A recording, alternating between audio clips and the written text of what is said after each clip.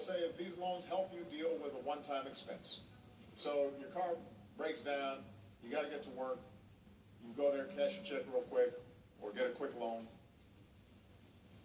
and then that's the end of it. In reality, most payday loans aren't taken out for one-time expenses. They're taken out to pay for previous loans. You borrow money to pay for the money you already borrowed. As Ali will tell you, before you know it, you find yourselves trapped in a cycle of debt. At first, it seems like easy money, but the average borrower ends up spending about 200 days out of the year in debt. You take out a $500 loan at the rates that they're charging at these payday loans, some cases 450% interest, you wind up paying more than $1,000 in interest and fees on the $500 that you borrowed. We were hearing a story from some of the advocates who were working here in Alabama, a story about a family. The grandmother died, matriarch of the family. She passed away. They don't have quite enough to pay for the funeral. They go to a payday loan, borrow for the funeral, can't pay back the loan in time. The family's car gets taken away, and the two folks who are the breadwinners in that family lose their jobs because they can't get to work. Right? So what started off as a short-term emergency suddenly becomes a catastrophic financial situation for that family. And you don't need to be a math genius to know that it's a pretty bad deal if you're borrowing $500 and you have to pay back $1,000 in interest. So I just met with faith leaders and consumer advocates and civil rights leaders here in Alabama who are coming together to change that.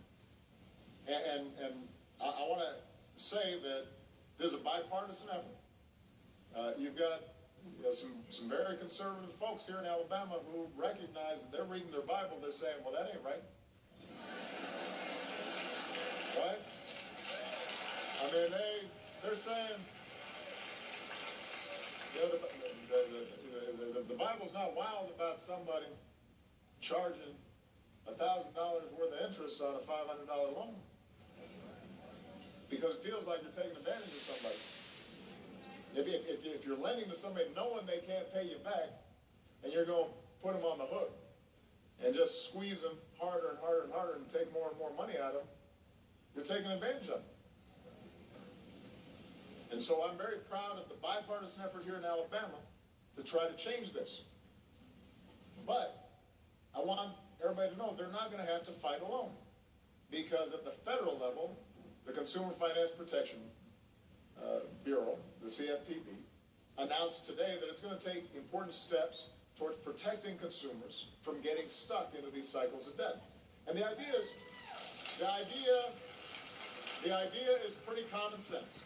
If you lend out money, you have to first make sure that the borrower can afford to pay it back.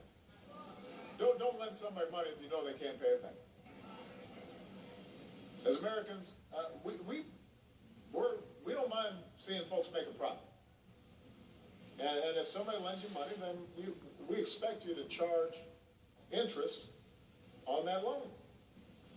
But if you're making that profit by trapping hardworking Americans into a vicious cycle of debt, you got to find a new business model. You got to find a new way of doing business.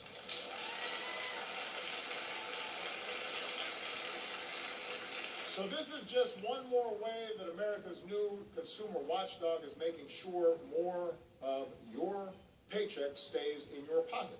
And in the meantime, we're also going to be working to educate folks on how to think about their money.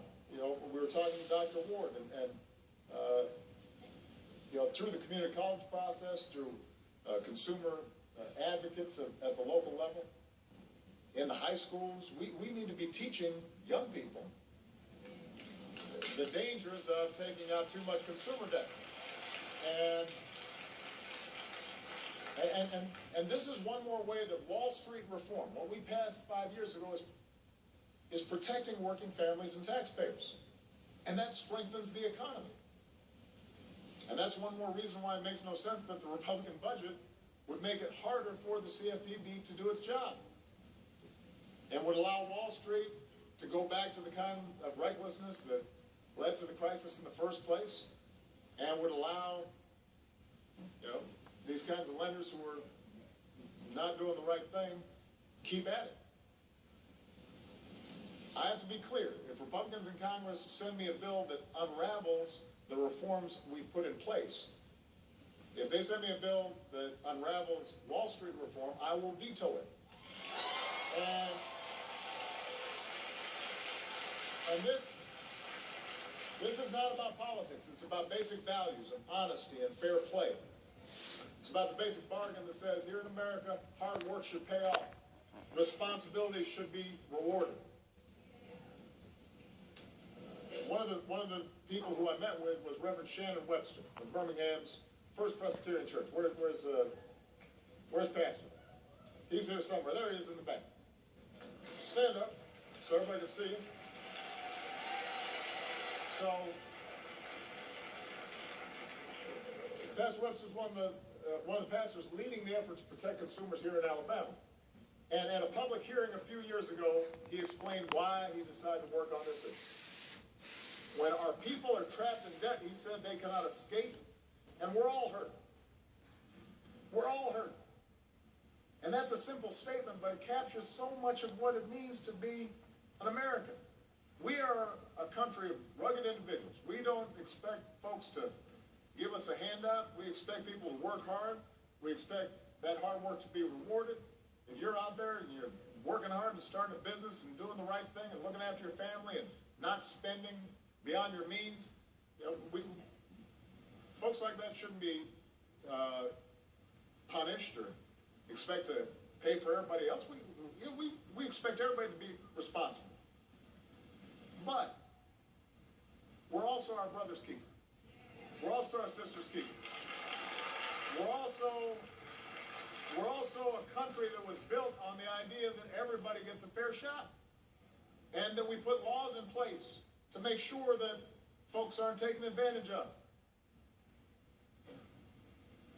When this country does not live up to its promise of fairness and opportunity for all people, we're all hurt.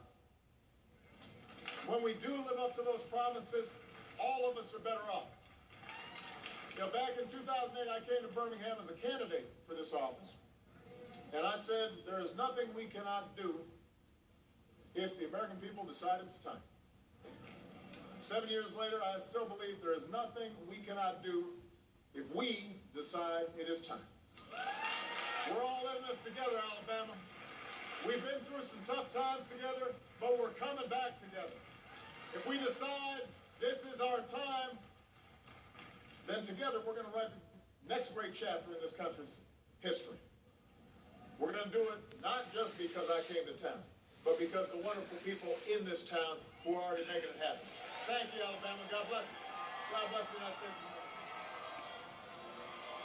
President Barack Obama addressing a crowd of students and other invited guests at Lawson State Community College in the Griselli community in Birmingham. You can hear the ovation that he is receiving there.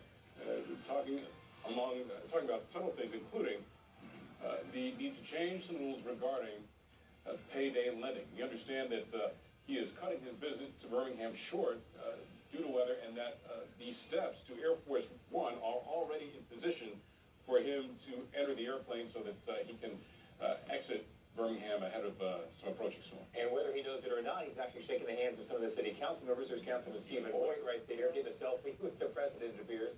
I saw a tweet from Councilor Jonathan Austin, Council President, who's at that same angle. So I suspect all the city council members who are there, which I suspect is all 9 of them, are in that area. That's where the president has gone first. There's Jonathan Austin's head just poking in, and he just got a word in with the president, it appears. And in just a couple of minutes, as that motorcade takes off, we'll be able to show you a couple of pictures from the official White House photographer of their experience. There he is, actually. Pete Sweezes in the background, the gentleman with the dark hair just out of the frame there. He takes those pictures that we will be able to show you in a few minutes of that motorcade rolling through Birmingham and the faces of the folks. Here we go. This is a shot from that round table, which our cameras are not allowed to attend. And we know at least one person who was there. That was Reverend Shannon Webster of First Presbyterian Church, because he got a personal shout out from the president. Must have said something that stuck with him. Well, the two moments to me that stand out from this speech is one where